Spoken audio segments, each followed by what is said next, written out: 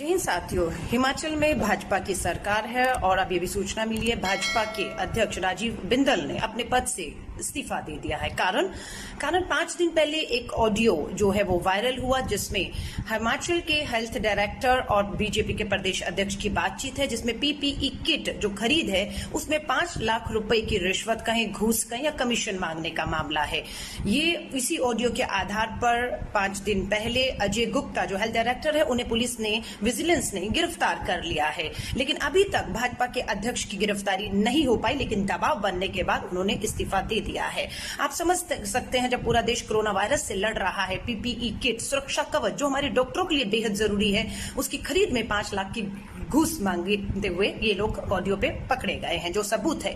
दूसरी बात आपको याद दिलाना चाहूंगी, उत्तर प्रदेश के गोरखपुर के बीआरडी अस्पताल में मात्र बच्चों ने इसलिए दम तोड़ दिया था क्योंकि ऑक्सीजन सप्लाई कंपनी जो है उसका बिल पास इसलिए नहीं हो रहा था क्योंकि उसमें कमीशन जो तय थी वो रिश्वतखोरों को नहीं दे पा रहा था, जिससे सप्लाई रुकी और उसका खामियाजा गरीब परिवार के बच्चों को अपनी जान देकर चुकाना पड़ा। इस समय भी कोरोना वायरस से हम सब लड़ रहे हैं, लेकिन भाजपा की सरकार हिमाचल में है, देश में है। प्रदेश अध्यक्ष जो है वो अपनी कमीशन खोरी, रिश्वत मांगते हैं पीपीई किट घोटाले में। आप समझ रहे हैं देश में क्या चल रहा है। मैं प्रधानमंत्री जी को कहूंगी, आपका नारा था ना खाऊंगा ना खाने दूंगा, खाली प्रदेश अध्यक्ष के इस्तीफे से नहीं चलेगा।